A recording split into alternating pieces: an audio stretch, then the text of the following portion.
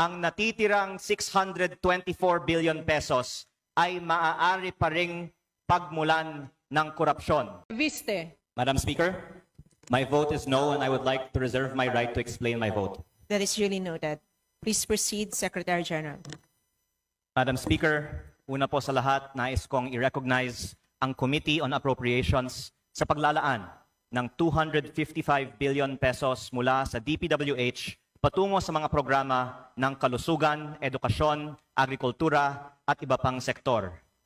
Ngunit, ang natitirang 624 billion pesos ay maaari pa ring pagmulan ng korupsyon. Dahil kung babanggitin ko ang pahayag ni dating DPWH Undersecretary Roberto Bernardo, almost 100% ng mga bidding sa DPWH sa buong bansa ay luto. Almost 100%.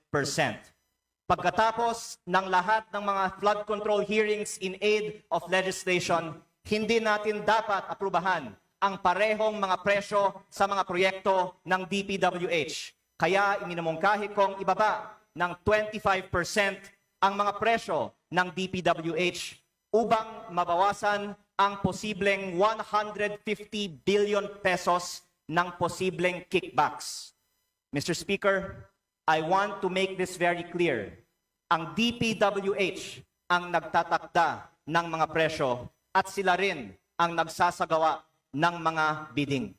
At kahit hindi kunin ng isang congressman ang kickback mula sa mga proyekto ng DPWH sa kanyang distrito, makukuha naman daw pa ng mga taga-DPWH ang kickback mula dito.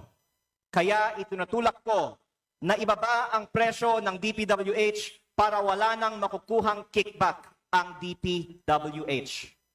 The only thing necessary for evil to triumph is for good men to do nothing, dear colleagues. I believe that our distinguished colleagues here are good men, that many of us here want to end kickbacks in DPWH, but assume this is impossible.